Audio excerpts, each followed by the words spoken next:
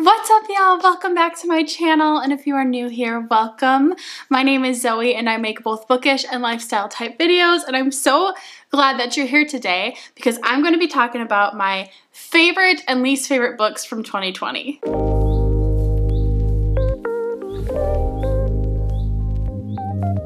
So I thought about making two separate videos. I think I did that last year and probably the year before, where I had my favorites video and my least favorite videos in two different videos altogether. But honestly, the thought of making two videos was kind of just stressing me out, and I just wanted to make one. So that's what we're doing today. I'm going to be talking about my favorite and least favorite books from 2020. I did not read as much as I wanted to in 2020. I think a lot of people either read more than they typically do or less, and I definitely fell into the less category. I think I read about 68 books. There were a lot of factors that went into not reading more books. I typically read about 100 a year, but last year I moved cross country. I got a new job. The pandemic was a thing.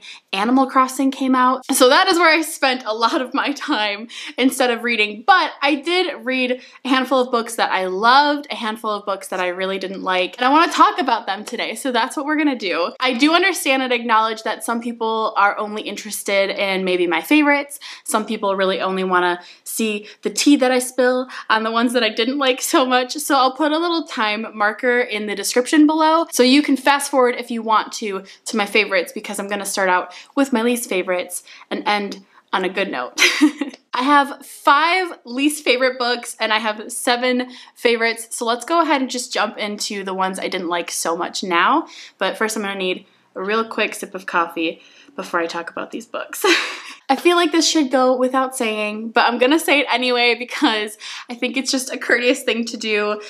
Real quick, if you loved these books, that is amazing. Honestly, I love when people love books, and books are, like any art form, very subjective. They're very personal. The stories are very personal. So with that said, if you loved these books, I'm so glad, and there's no shade. These just didn't work for me, and I'm gonna go ahead and tell you why. One of the first books that I read in 2020 was with my book club, 3 Blondes and a Book, and the very first book that we picked, I ended up not liking at all, and that was Rules for Vanishing by Kate Alice Marshall. I wanted to really love this book. It sounded like something that was just so creepy and up my alley, but it just really ended up being kind of a flop for me and a bit of a chore to get through, honestly. Like I said, this was one of the very first books that I read in 2020, so I'm trying to remember a bit of it, but essentially it follows the story of this sister of this girl who went missing. This girl is trying to find her sister that went missing. In order to do so, she has to travel along this road at a specific time at night and then kind of like enter in to the vanishing, which is kind of this like new dimension with creepy things where she thinks her sister is. She ends up taking a lot of her friends with her, and they end up experiencing a lot of creepy, scary, challenging things ahead. One of the biggest reasons this didn't work for me was because there were so many characters that it was overwhelmingly difficult to keep track of all of them and their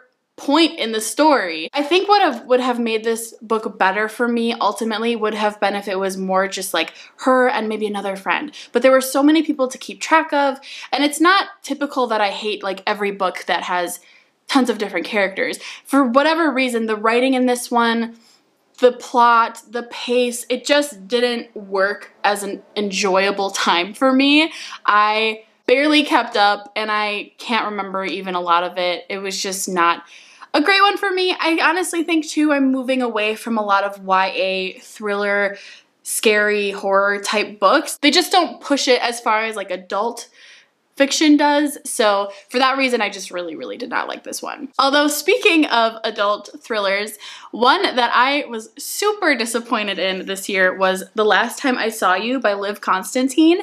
I don't think I have talked about this book yet on my channel, but I actually read this, I think back in possibly April or May. It was around the time I was taking a break on my YouTube channel because we were getting ready to move.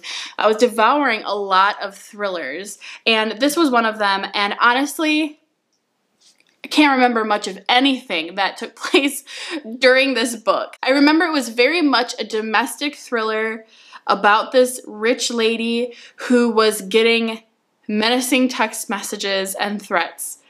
And that's pretty much it. Like, there was nothing about this domestic thriller that was enticing or fun to read or different than any other domestic thriller that you've ever read. I think why I was particularly disappointed in this one was because I really liked The Last Mrs. Parrish by Liv Constantine.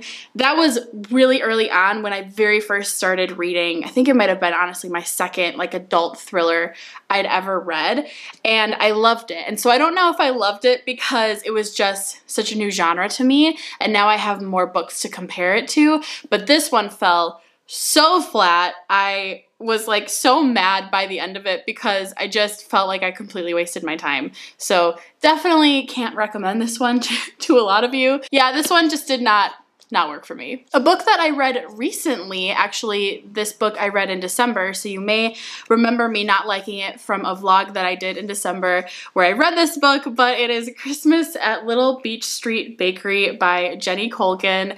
I do not read a lot of adult romance stories. I'm not a big romance reader. I find myself being very critical for whatever reason when it comes to romance books. I don't know if it's because I feel like I should be able to relate to romance stories more, but for whatever reason, I am a little bit more critical, so I'll just say that up front. I really wanted to read something like light and fluffy and kind of Lifetime movie-esque, and so that's why I saw this and I picked it up right away. I was like, this sounds so cute.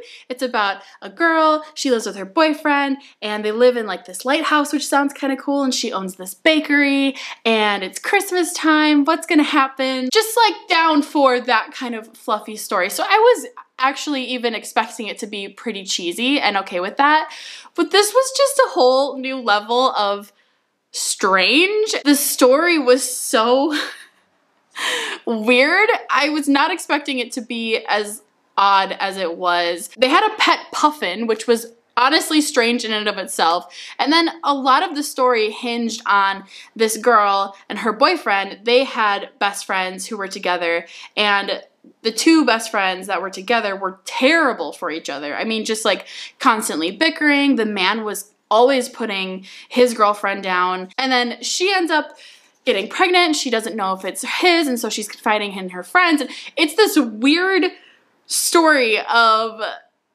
nothingness.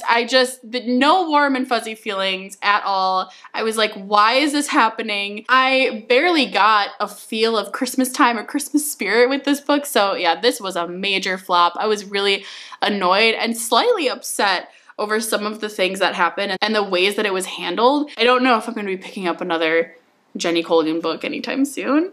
I don't know. Let me know. If you read a lot of romance and you think I should give her another try, let me know, but this one was not for me. Okay, I have two more books, and this next one is probably my most controversial of my least favorites list, so please don't come at me for not liking it. One of my least favorite books of 2020 was Bunny by Mona Awad. I have come to the conclusion that Mona Awad's writing and storytelling is just not for me, which is so frustrating because the concept of her books are so intriguing. They are so something that I want to read, but this one was so strange, and I know it's supposed to be strange. I understand why people like this. I thought it was an absolute nightmare to get through. The long and short of this book is that it's a kind of a dark academia book that follows our main character as she joins this sort of cult feeling group of girls at school as they are trying to all become these prolific writers. I found some things very captivating about this book, but 90% of it, maybe like 98% of it was just too much for me. I'm still learning what I enjoy in strange literature, and this was just not it. I felt like there were times that it was being weird just to be weird, and I just didn't appreciate as a reader trying to work my way through that to figure out the actual concept of this book. I will say we did read this book for my book club back in October, I believe it was, and we did have a really good live show discussion about it that made me more so understand why people really, really like this one. But honestly, going off of pure enjoyment, I did not enjoy my time reading this book at all. I don't think I'll ever pick it up again. I don't think I'll ever recommend it to anyone. For that reason, it definitely is on my least favorites of 2020. And then the last book that is on my least favorites list of 2020 is Bent Heavens. This is by Daniel Kraus. This book was so not good. I'm just remembering my time reading this and cringing and wanting to curl up in a ball and just cry a little because it was a lot. So this book follows the story of a girl whose father really believes in aliens, extraterrestrials. He's kind of like the town loon a little bit. Like he runs around like talking about like how these aliens exist, and like he sets up traps in their woods to capture aliens, and one night he goes missing. And so she makes it her mission to go after him, find him. She fully believes that aliens took him. And then at one point she ends up finding an alien actually caught in one of her dad's traps. And so it's the story of her and then her other friend coming together to get information out of this alien. I don't want to give things away, but I think that there's like a level of needing to also warn people before they go into things.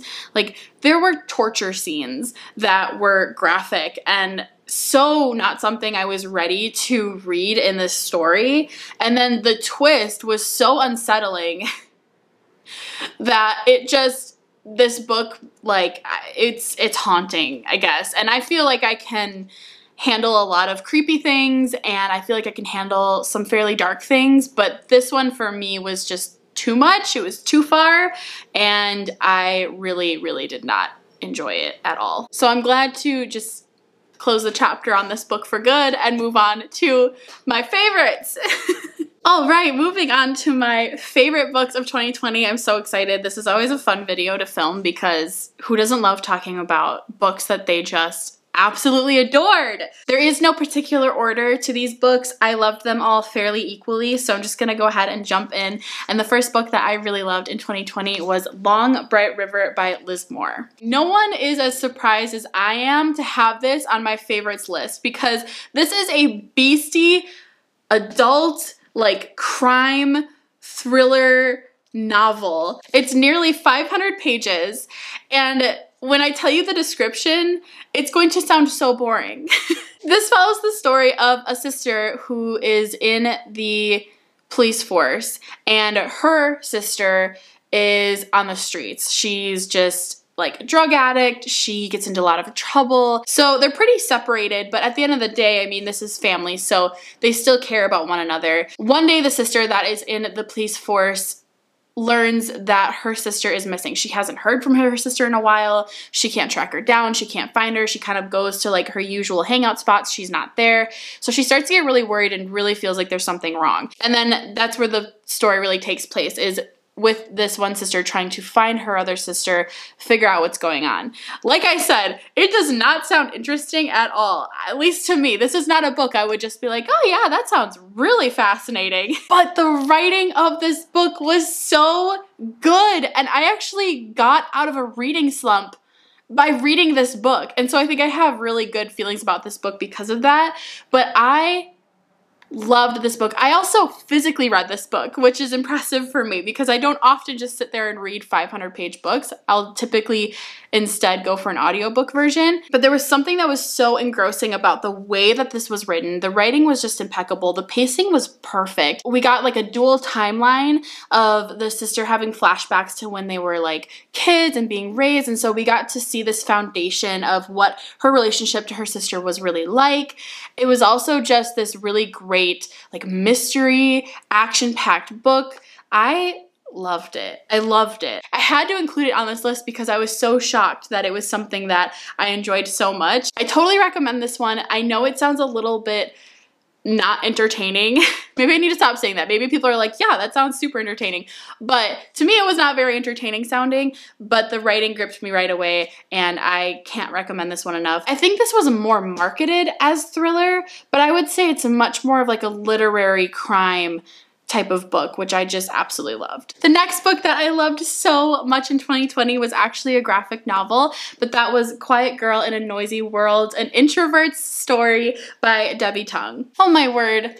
What can I say about this book? I got so emotional reading this book because I have never felt more seen and understood as an introvert. This book follows the author's kind of like life, some tidbits of her life as she struggles with being an introvert. And so honestly, we just see little pages of her and her relationships, going to school, struggling with feeling like she's misunderstood a lot.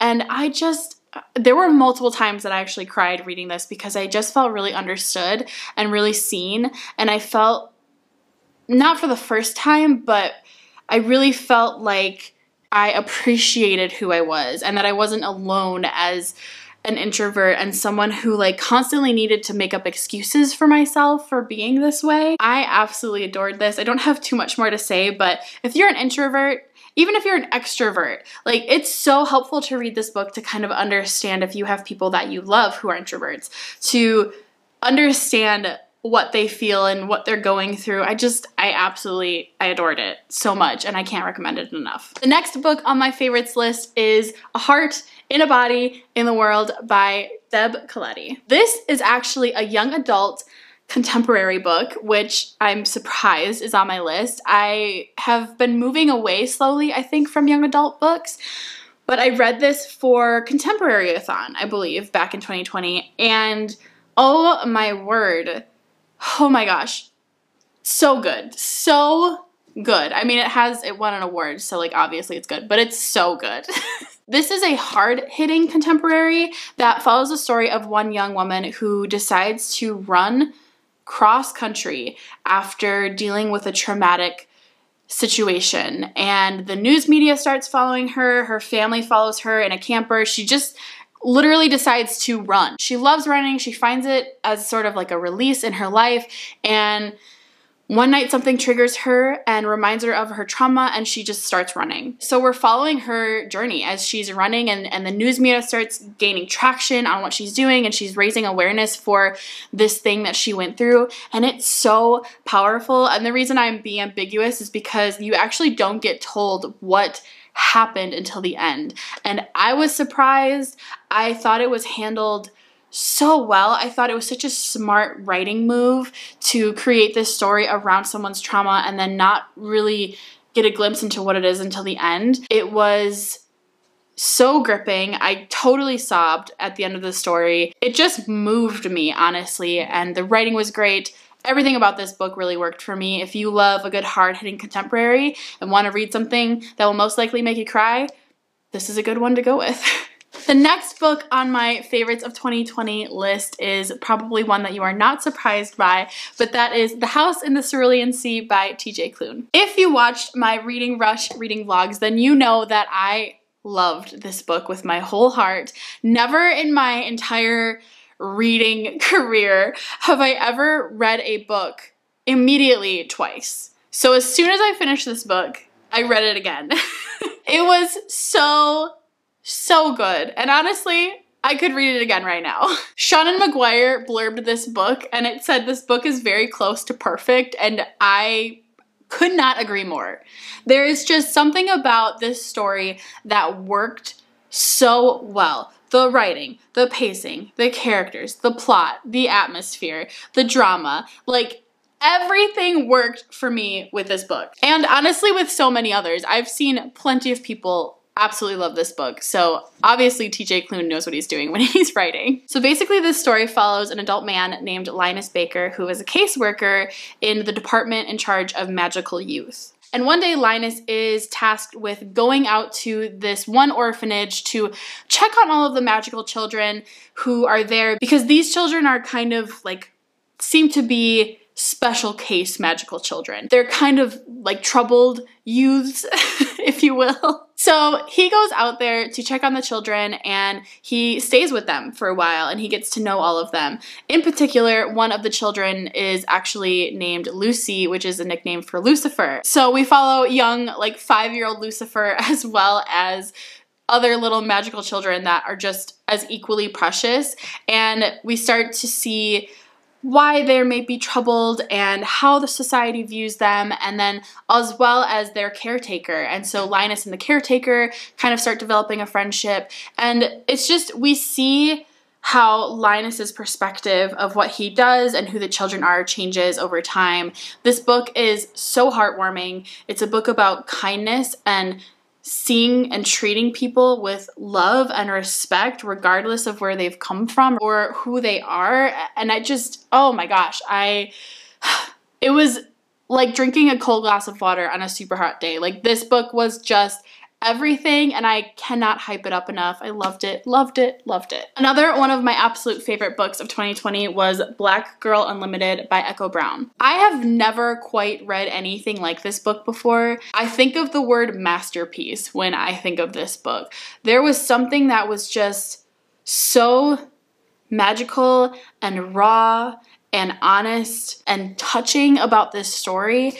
I recommend this book to so many readers. This follows the story of Echo Brown, so it's actually like the author retelling her story in a fictional sense, but it follows the story of Echo, who is a wizard that lives in East Cleveland. And her parents suffer an addiction to white rocks, but she still sees magic anywhere and is transferred through different portals. So essentially the magic in this book, which I didn't realize until I was reading it, is like an allegory for the things that she experienced in her life.